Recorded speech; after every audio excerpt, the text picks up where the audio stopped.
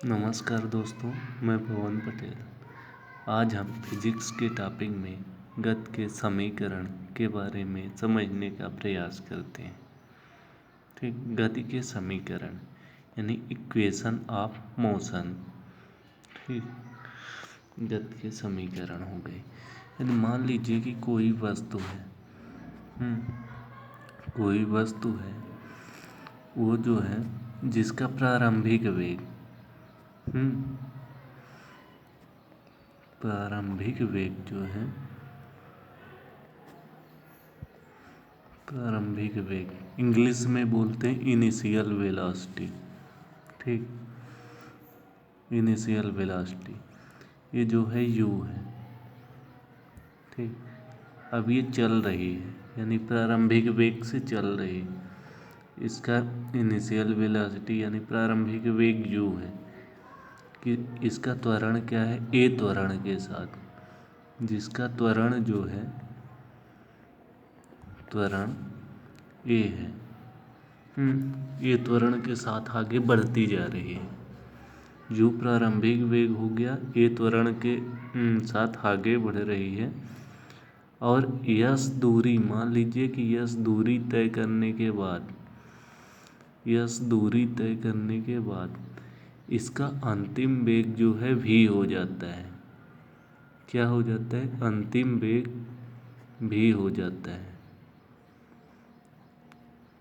अंतिम वेग v हो जाता है। एक एक चीज जानना जरूरी है इसमें। प्रारंभिक वेग जो है u, त्वरण a हो गया, दूरी जो है s हो गई, अंतिम वेग v हो गया। ठीक, यानी कोई गतिमान वस्तु है, वो u वेग से चलना प्रारंभ करती है, फिर a त्वरण के साथ।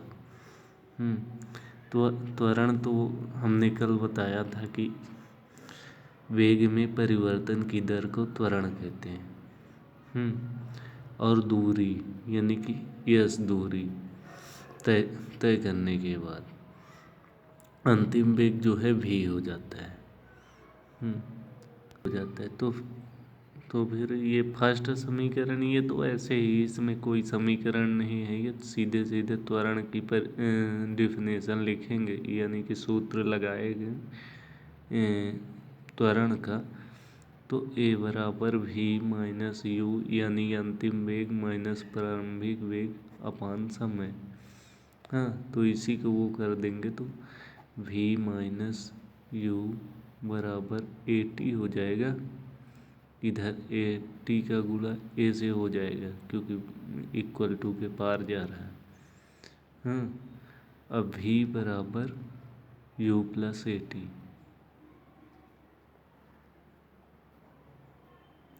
टू प्लस at ये गति का पहला समीकरण होता है। गति का ये फर्स्ट समीकरण। सेकंड हो गया यस, विस्थापन यस है। ठीक, विस्थापन यानी कि न्यूनतम दूरी,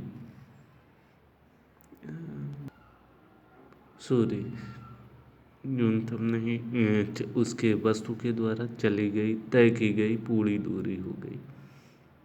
यानी वस्तु जितना दूरी तय करेगी वो यस हो गया। ठीक, यस बराबर ut plus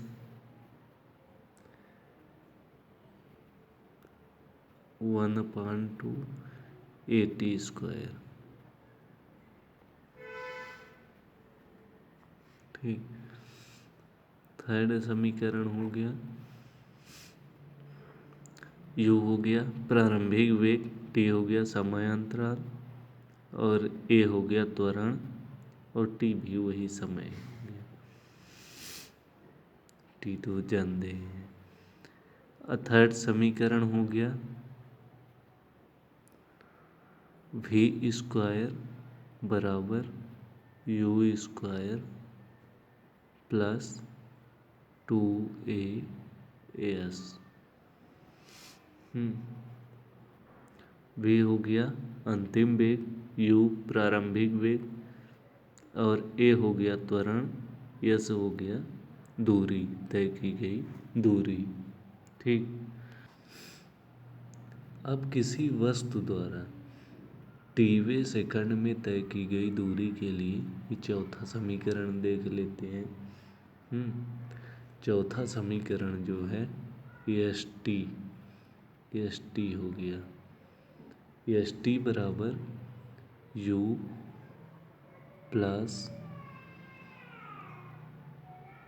1/2 a 2t minus 1।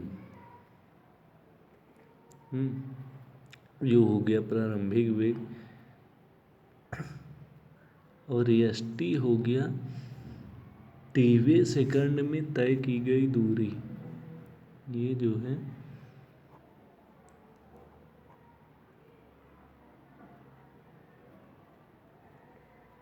tवें second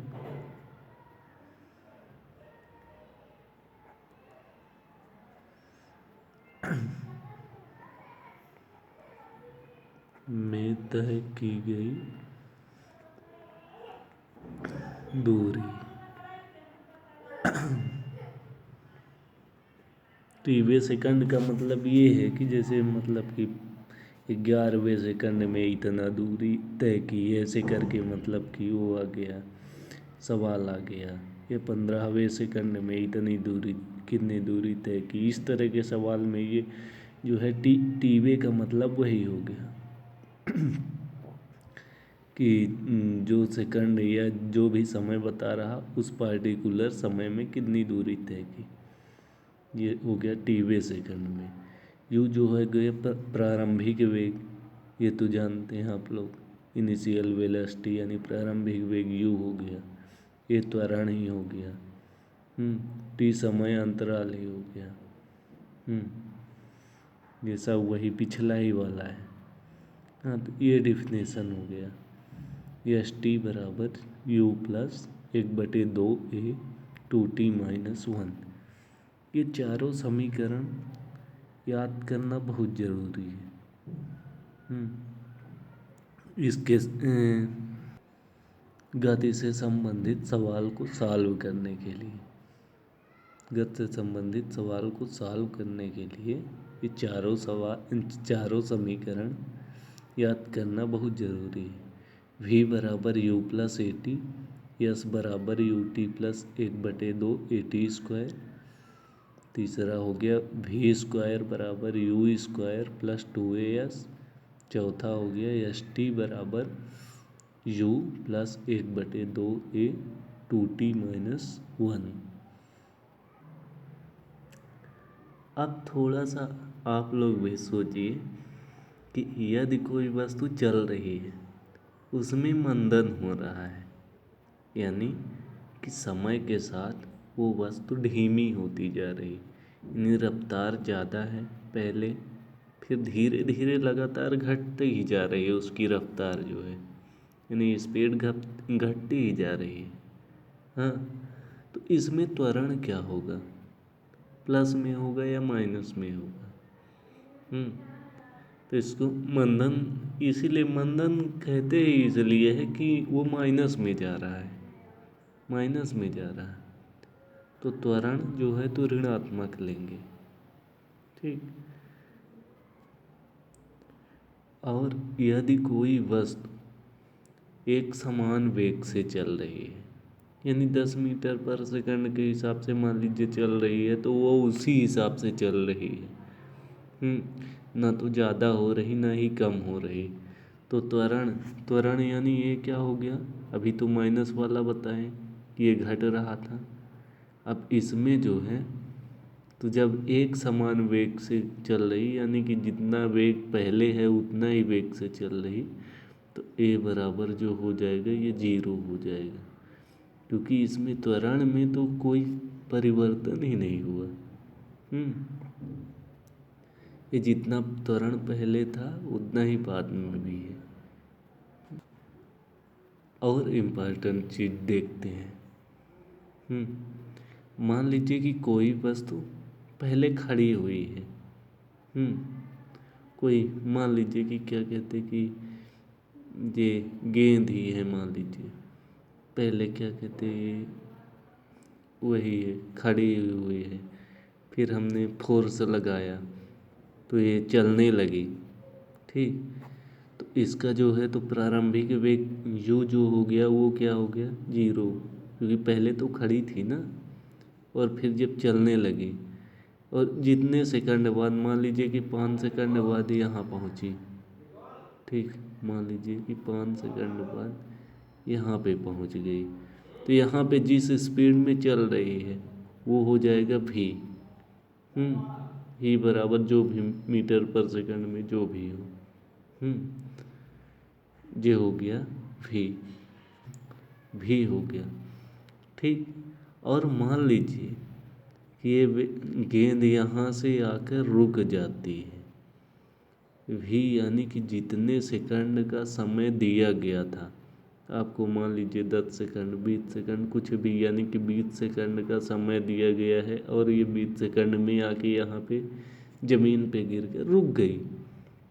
ठीक, जब रुक गई तब इसका अंतिम वेग अगर कोई पूछा कि अंतिम वेग क्या है, तो अंतिम वेग खड़े में थोड़ी ना कोई वेग होगा।